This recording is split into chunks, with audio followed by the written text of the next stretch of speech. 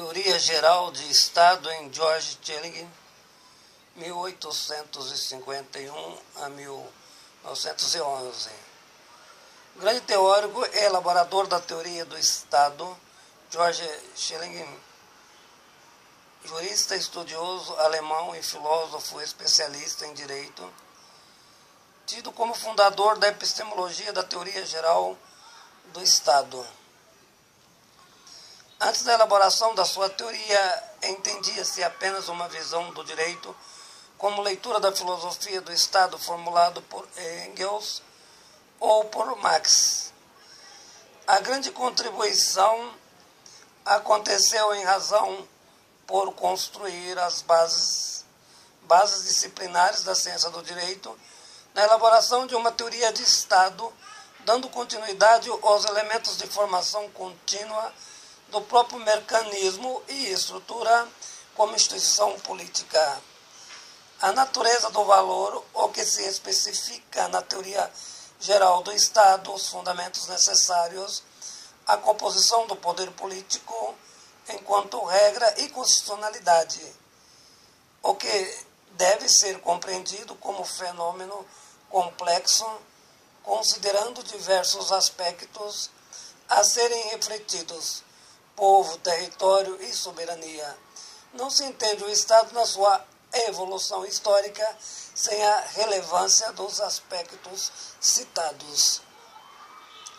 É preciso considerar nessa evolução que o Estado centraliza o poder político, o que é da essencialidade do seu fundamento, mas existem outras razões institucionais a serem consideradas. O povo, o elemento fundamental para a sustentabilidade e formulação de uma teoria de Estado, o que significa que o mesmo não vive sem um território. Portanto, a luta por diversos setores pelo controle do poder político, o que significa controle social do poder refletido pelo teórico alemão. Na verdade, a razão fundamental do Estado é o povo e a defesa do seu território. É fundamental entender que, para o eminente jurista alemão, a soberania recai sobre o Estado e não exatamente sobre a nação, sendo que o referido deve ser entendido numa perspectiva como corporação de um povo, fundamentado naturalmente em determinado território, com poder originário de mandato.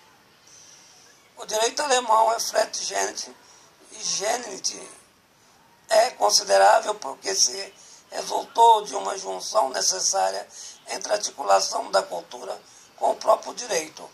Antes da evolução do Estado, a base constitucional do poder, não existia plena identificação entre o poder público e o território. Ainda se relacionava com variedades de costumes e interesses antagônicos. A história do direito, com a tentativa de compreensão do Estado alemão, o referido nasce e desenvolve com certo dualismo de fundamento jurídico. O poder limitado, por conseguinte, desde o seu início, trazendo dentro de si elementos da não constitucionalidade do direito moderno. Antes do direito do rei, diferenciado do direito do povo, não permitido pela nova constitucionalidade, a ideia é que o poder não poderia ser contrariado sob a pena de morte, o que não é hoje entendido pela nova teoria de Estado.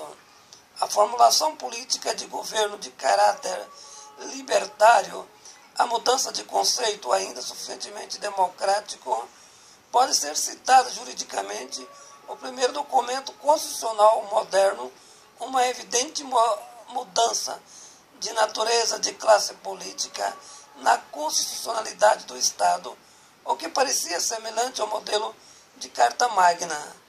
A história dos direitos públicos, temos que melhor considerar a contribuição de Rousseau, como, por outro lado, a Revolução Francesa, quando se instituiu a educação pública obrigatória, o que é da natureza do Estado e a melhor forma de difundir os ideários do mundo moderno. A partir desses momentos, na evolução de uma teoria de Estado como poder público, foi-se criando a mentalidade que o próprio Estado deveria estabelecer seus limites. A referência é, em primeiro lugar, do poder político e, ao mesmo tempo, controle adequado da autolimitação do Estado de Direito. O nascimento natural do Estado moderno, modelo ideal para uma sociedade evoluída, uma vez que não é admissível a permissão da exorbitância, ou seja, do abuso do poder. O que se deve entender claramente, a concepção republicana do poder moderno é inteiramente desenvolvida pela ciência do direito de Jeneke, ao elaborar, configurando a sua teoria política como modelo da teoria da autolimitação do Estado. A Constituição determina as normas do direito que definem as funções supremas da natureza do Estado e seu âmbito de criação e legalidade, a relação do indivíduo com o próprio poder constituído e a natureza democrática do Estado com a função política.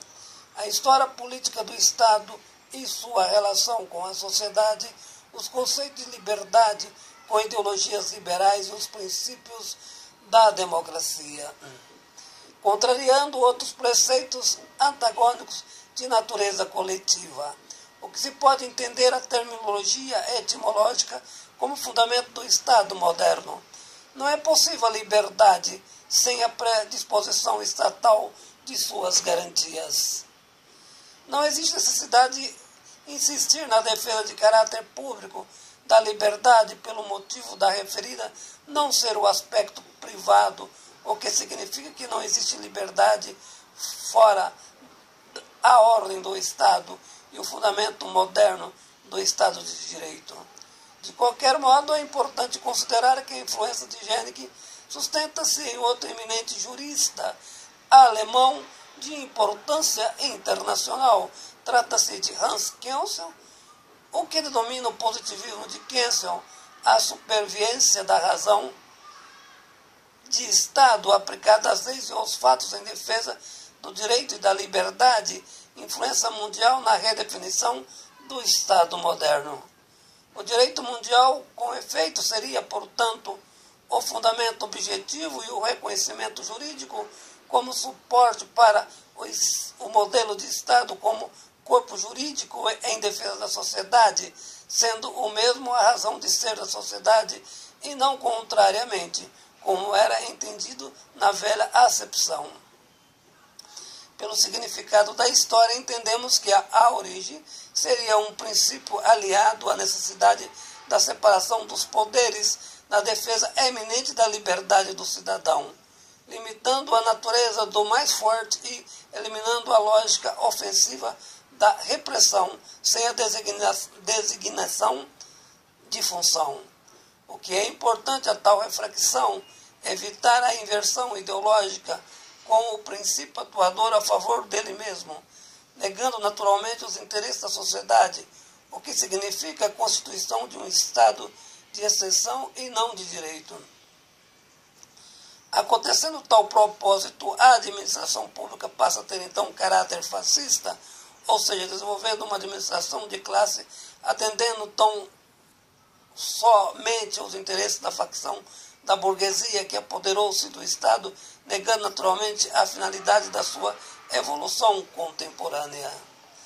Existem outras formas estranhas da constituição do Estado político, o que não deveria prevalecer. O único caminho para superar estas exorbitâncias é o povo na rua como espaço público. Entretanto, é fundamental compreender que não existe ordem sem direito, nem desenvolvimento sem justiça social, o que significa que o Estado de Direito tem que retomar suas funções para o funcionamento da sociedade política e o bem-estar social geral de um povo.